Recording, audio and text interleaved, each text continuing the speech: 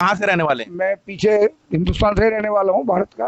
और सन 44 में हम लोग यहाँ आए थे। मेरे ग्रैंडफादर जो थे सन 44 से पहले आए थे। हाँ। और आप इस मामले में क्या कहना चाहेंगे?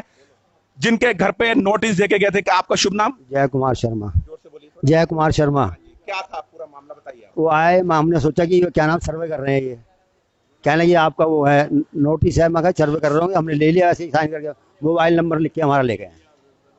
और आपको नोटिस देके चले चले गए। हाँ, नोटिस देके चले गए। पूजा करनी है, कैसे करनी है, और हिंदुओं को कैसे इन जमीनों से निकालना है। पहले इनको किराएदार बनाना है, फिर उनको घर से निकालना है, और घर से निकालने के बाद उस जगह को, जैसे कश्मीर में हुआ था ना, रोशनी एक्ट बनाया गया था, तो उस रोशनी एक्ट के तहत 101 रुपए में वो जमीन मुसलमानों को दे दी गई। तो ये बेबुनियाद, असंवैधानिक और गैर कानूनी रूप से दिया गया है। इनका पूरी तरह से कब्जा है और ये 80 साल से रह रहा है। मेरा परिवार भी सन 64 से रह रहा है, आप अंदाजा लगाइए। और ये एक तंग करना है एक आम नागरिक को, विशेष रूप से हिंदू समाज के लोगों को, और ज़बरदस्ती धोखे से दे जाना, 15-20 आदमी का आना, वो एक बात जमी नहीं है कि एकदम दे जाए। और ये अपने घबरा गए और घबराने के बाद इन्होंने ले लिया। जबकि एक गवर्नमेंट का कानून है कि जब 12 साल पर किसी का कब्जा होता है तो सारे। नमस्कार, मैं राजेश भसीन और आप देख रहे हैं फर्स्ट न्यूज विद आरबी। इस वक्त मैं खड़ा हूं शाहदरा के श्री राम नगर के अंदर। अभी पिछले दिनों एक मैसेज बहुत तेजी से वायरल हो रहा था कि दिल्ली वक्फ बोर्ड के द्वारा नोटिस भेजे जा रहे हैं। उन जगहों पर जहां से 80 साल पुराने मकान बने हुए हैं, उनको नोटिस दिया जा रहा है कि यह वक्फ बोर्ड की जमीन है। देखिए किस तरह से दिल्ली के अंदर लैंड जिहाद चलाया जा रहा है। यहां के आम आदमी पार्टी के विधायक अमानतुल्लाह खान के द्वारा, क्योंकि इस वक्त मौजूदा जो चेयरमैन है वो है अमानतुल्लाह खान। मेरे साथ यहाँ के कुछ सभ्य नागरिक खड़े हुए हैं, बुजुर्ग भी खड़े हुए हैं। मैं उनसे आपकी बात करवाता हूं कि क्या हुआ था, क्या था सारा मसला, वो खुद इस बारे में जानकारी देंगे। नमस्कार सर, सबसे पहले आप अपना नाम बताइए। मेरा नाम सुरेंद्र चौधरी है, और मैंने जो ये लोग परसों आए थे इनको पूरी तरह से फेस किया है। और ये लोग अपने आप को 15-16 लोग आए थे हमारी कॉलोनी में, श्री राम नगर में, और इन्होंने बताया कि हम लोग वक्फ बोर्ड्स के एम्प्लॉयज़ हैं। तो एक हमारे यहाँ नोटिस जारी कर रहे थे हमारी गलियों में। तो फिर 2-3 जनों ने उसको गलती से रिसीव भी कर लिया। वो थोड़े इलिटरेट थे, उनको कुछ समझ में नहीं आया, मिसगाइड करके उन्होंने ये करा लिया। उसके बाद हम लोगों ने उनसे पूछा आप क्या कर रहे हैं, तो बोले हम जो है किराएदारी में संशोधन कर रहे हैं। 2013 में एक एक्ट आया था जिसके तहत हम जो है इसको चेंज करना चाहते हैं, किराया बढ़ाना चाहते हैं। मैंने कहा आप किसका किराया बढ़ाओगे? किराएदार का ही तो बढ़ाओगे, हम तो आपके किराएदार है ही नहीं। तो नया संशोधन या किस बात का हमारे को नोटिस जारी कर रहे हैं? हम किराएदार नहीं है आपके, और किराएदार के पास जाइए आप जो कि किराएदार है। नहीं, ये सारी जमीन हमारी है। तो मैंने कहा आपकी जमीन है, हम आपके किराएदार है, तो हमें कोई पुरानी रसीद दिखा दीजिए, हमने कटवाई है, हमारे बाप दादा ने कटवाई हो, क्योंकि हमें 80 साल से रह रहे हैं, देश आजादी से पहले से रह रहे हैं। तो हमारे बाप दादा ने कोई रसीद तुमसे कटवाई हो, हमारे किसी पड़ोसी ने कटवाई हो, तो आप उस रसीद को हमारे सामने दिखाइए, हम उसे देख लेंगे, तो हम समझ जाएंगे कि हम किराएदार हैं। लेकिन आपके उन्होंने हाथ खड़े कर दिए, उनके पास कोई रसीद नहीं थी।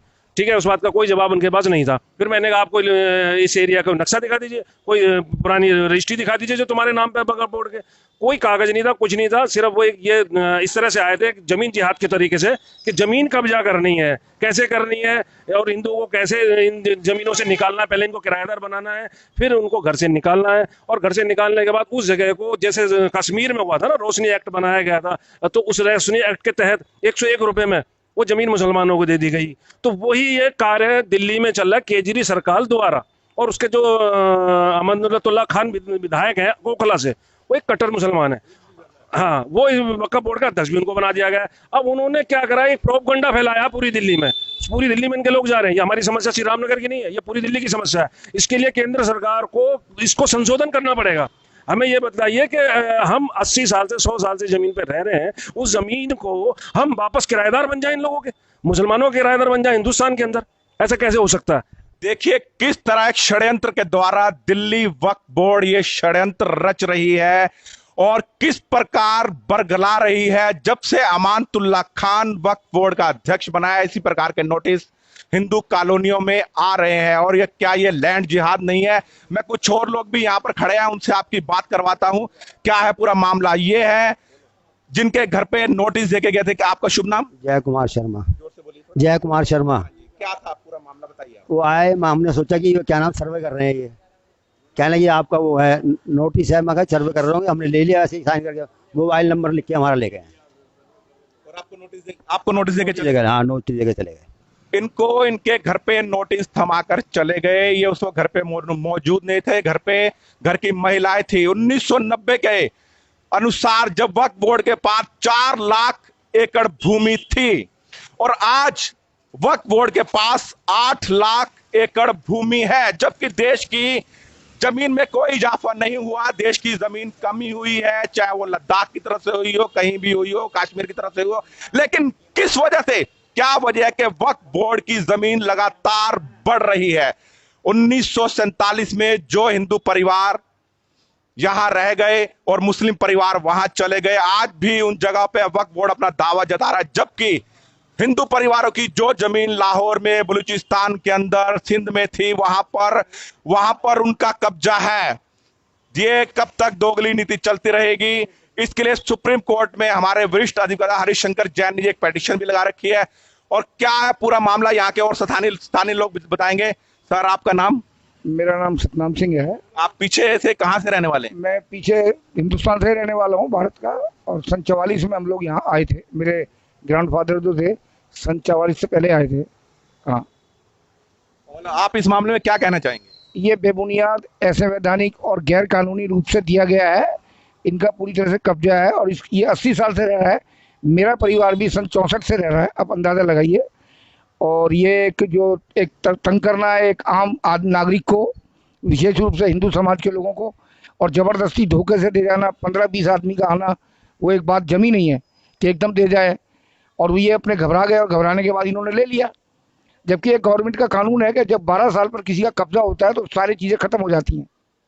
यानी कब्जे वाली तो कोई बात ही नहीं है। वहां से जो भी रिफ्यूजी आए उनको अलॉटमेंट हुई थी, जगह अलॉटमेंट हुई थी। आप अगर रह रहे हैं, पट्टेदार भी अगर कोई खेती करता था, कुछ समय बाद वो जमीन उसकी हो जाती है।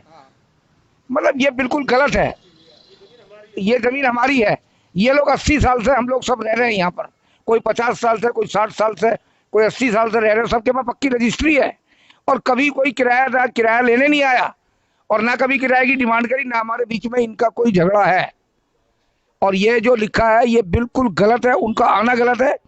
और मैं भारत सरकार को कहूँगा कि इसको पूरी तरीके से संसद भवन के अंदर निरस्त कर दे और एक मुक्त करें, एक तनाव में डालना रहा है सबसे। कल से ये जो यहाँ के नागरिक हैं, पढ़े लिखे हैं, सभ्य हैं, उनमें कुछ एडवोकेट भी हैं और सरकारी नौकरी पेशा है, ये अपने आप में एक तरह से डिप्रेशन की तरफ जा रहे हैं और मानसिक तनाव झेल रहे हैं।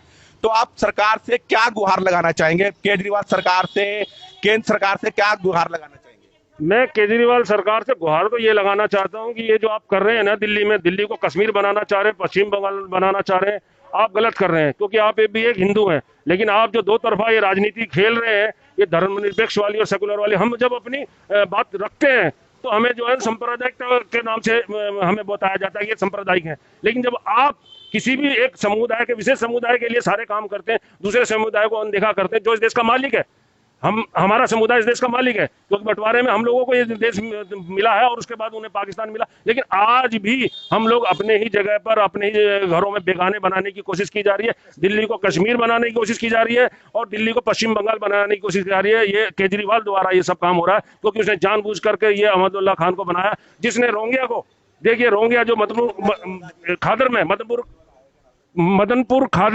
मदनपुर खादर की जो वो ओखला की जो लास्ट सीमा है जो यूपी से मिलती है, वहां पे इतने सारे रोंगिया इन्होंने बसाए। मतलब ये रोंगिया को ये बसाना चाहते हैं। और जो हमारे यहाँ एनआरसी लगी उस पर इन्होंने प्रोटेस्ट किया कि एनआरसी गलत है। गलत कैसे है? हम अपने हिंदू भाई जो प्रताड़ित हो रहे हैं उनको बुला रहे हैं क्या? मैं एक चीज और कहना चाहूंगा कि जब हिंदुस्तान पाकिस्तान का बंटवारा हुआ था, हमारे हिंदू वहां से जमीन छोड़ के आए थे, क्या वो किसी पाकिस्तान में किसी हिंदू संस्था को मिली? फिर यहाँ पे वक्फ बोर्ड कैसे हमारी जमीन लेना चाहती है? एक मुस्लिम संस्था हमारी जमीन को कैसे ले सकती है? तो सरकार से मेरी यही प्रार्थना है कि आप जो ये दोगला व्यवहार कर रहे हो, जो हमारे साथ गलत कर रहे हो, आप ये एक दिन ऐसा है आपकी नस्लें भुगतेंगी इस चीज को। हम तो भुगतेंगे ही, लेकिन आपकी नस्लें भुगतेंगी। और एक दिन ये देश जो है ना उस तरफ जा रहा है जिस तरफ देश के अंदर हर आदमी अपने ही घर में से बेगाना हो जाएगा और हम लोग बिल्कुल सड़क पे खड़े हो जाएंगे। हमारे बच्चे जो हम जो मकान बना रहे हैं, दुकान बना रहे हैं, ये सारी चीजें एक दिन जो जनसंख्या का कानून आने वाला है उससे शायद हम थोड़ा सुरक्षित हो जाए। लेकिन मेरा उससे पहले ये कहना है सरकार से कि समान नागरिक कानून संहिता लाया जाए, जिससे ये जितने भी ये सीरिया कानून चल रहे हैं, जिससे हमारी जमीन हड़पने की कोशिश की जा रही है, ये जो जिहाद जमीन जिहाद चल रहा है, रोके लगेगी इसके ऊपर। तो देखिए किस प्रकार से जनता में आक्रोश है। एक तरफ जनता को जहरीला पानी और दूसरी तरफ रोहिंग्या को बिरयानी। किस तरह से केजरीवाल के द्वारा जमीन जिहाद किया जा रहा है, बहुत रोष है। पब्लिक को लगातार नोटिस दिए जा रहे हैं वक्फ बोर्ड के द्वारा। आप कुछ कहना चाहेंगे? देखिए जी, जैसे भी दिल्ली वक्फ बोर्ड ने जो भी नोटिस दिए हैं, जैसे इन तरह से ये एक तरह इलीगल है। ये 100 साल से यहाँ पे रहते हुए आए हैं और इसका भी कोई औचित्य नहीं है। जैसे भी इन्होंने नोटिस जारी किए हैं, ये नोटिस सारे कैंसिल करवाए जाए और अमानतुल्लाह खान को ये समझ होनी चाहिए।